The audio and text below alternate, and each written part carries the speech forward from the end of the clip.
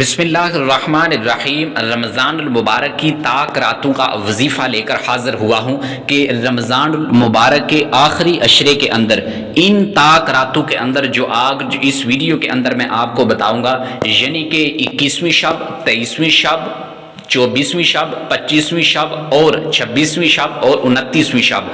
جو ان راتوں کے اندر، ان طاق راتوں کے اندر یہ وظیفہ کر لے گا 2 رکعت نماز نوافل اور ایک یہ تسبیح جو اس ویڈیو کے اندر میں آپ کو بتاؤں گا، اس طریقے سے جو وظیفہ کر لے گا تو پھر اس کے بعد وہ جو بھی اللہ پاک سے مانگے گا اللہ پاک اس کو عطا کرے گا۔ اس وظیفے کو پڑھنے والے کے لیے اللہ تعالیٰ اپنی رحمت کے دروازے، اپنے غیب کے خزانوں کے جو دروازے ہیں ان کو کھول لیتا ہے۔ جو بھی انسان اللہ تعالیٰ سے جو کچھ بھی مانگنا چاہے، اللہ پاک کی جو رحمت ہے وہ سمندر کی طرح ٹھاٹھے مارتی ہے، اور اللہ تعالیٰ یہ عرض کرتا ہے ان راتوں کے اندر، یعنی ان طاق راتوں کے اندر، اور بالخصوص 26ویں یعنی جو لیلۃ القدر ہے، کہ جس رات کے اندر اللہ تعالیٰ نے وہ چیزیں رکھی ہیں، وہ حکمتیں بیان کی ہیں کہ اگر انسان اس رات کے اندر اللہ تعالیٰ سے کل کائنات بھی مانگ لے تو اللہ پاک اس کی ہتھیلی پر رکھ دیتا ہے۔ انسان کو جو کچھ بھی چاہیے، رزق چاہیے، دولت چاہیے، مال چاہیے، شادی کرنا چاہتا ہے، اولاد چاہیے، رزق سے خلاصی چاہیے، نیا مکان چاہیے، گاڑی چاہیے،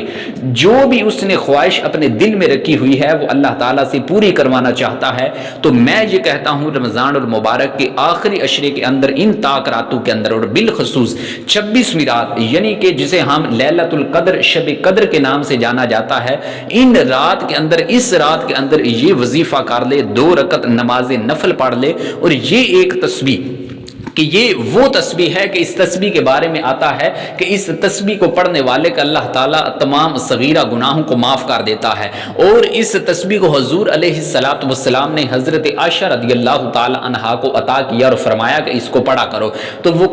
کس قدر اس کا تسبیح کے اندر حکمتیں ہوں گی کہ جو حضور نے حضرت عائشہ کو عطا کی۔ تو پیارے دوستو، آپ نماز نفل کو ضرور ادا کیجئے۔ نفل کے ذریعے انسان، حضور نے فرمایا کہ اگر انسان اللہ تعالیٰ کا قرب حاصل کرنا چاہے، اللہ تعالیٰ کا محبوب بندہ بننا چاہے، اللہ تعالیٰ کے قریب ہونا چاہے، تو وہ نماز نوافل کے ذریعے ہو سکتا ہے، یعنی کہ نماز نفل آپ پڑھا کریں۔ اب یہ نہیں کہ آپ فرض کو چھوڑ دیں اور نفل شروع کر دیں، فرض کو آپ نفل پر اہمیت دیں اور نہ کہ آپ کو نفل کو آپ فرض پر اہمیت دیں، یعنی کہ فرض پہلے ہے، نوافل بعد میں ہے۔ تو پیارے دوستو، آپ ان طاق راتوں کے اندر جو میں نے آپ کو یہ راتیں بتائی ہیں، آپ ان کو ضرور کیجیے۔ اب طاق راتوں کو تلاش کیسے کرنا ہے؟ حضرت سیدنا عائشہ رضی اللہ تعالی عنہا سے روایت ہے کہ حضور نے فرمایا کہ جب حضور علیہ السلام ان طاق راتوں کو رمضان المبارک کے آخری عشرے کے اندر تلاش کرتے، اور تلاش کرتے کرتے یہاں تک کہ آپ شب قدر کو پا لیتے،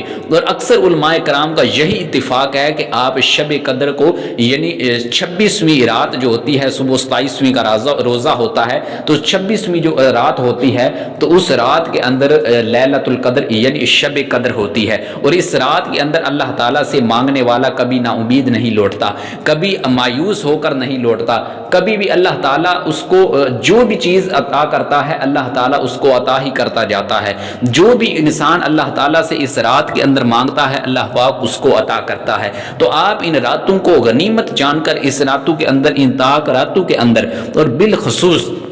کوشش کریں کہ آپ لیلۃ القدر، شب قدر 27ویں رات کے اندر آپ یہ عمل ہر صورت کریں، اور اس ویڈیو کو صدقہ جاریہ سمجھ کر اپنے دوستوں و احباب کو ضرور شیئر کریں۔ تو عمل کی جانب بڑھتے ہیں۔ آپ نماز تراویح کو جیسے ہی ادا کر لیں تو اس کے بعد آپ مسجد سے الگ ہو جائیں۔ جو میری مائیں بہنیں ہیں وہ گھر کے اندر یہ عمل کر لیں۔ آپ سب سے پہلے 2 رکعت نماز نفل حاجات پڑھیے۔ یاد رکھیں رمضان المبارک کے مہینے کے اندر جو نفل کا ثواب ہے وہ فرض کے برابر ہو جاتا ہے، تو آپ 2 رکعت نماز نفل ادا کریں گے، اس کا ثواب اللہ تعالیٰ آپ کو فرضوں کے برابر عطا کرے گا۔ تو آپ جیسے ہی 2 رکعت نماز نفل ادا کر لیں تو اس کے بعد آپ نے یہ تسبیح آپ نے پڑھنی ہے، اللہم انکا عفو تحب العفو فاعف عنی یا غفور۔ چھوٹی سی یہ تسبیح ہے، آپ اس تسبیح کو صرف اور صرف 11 مرتبہ پڑھ لیں، اللہم انکا عفو تحب العفو فاعف عنی یا غفور۔ جب آپ 11 مرتبہ یہ تسبیح پڑھ لیں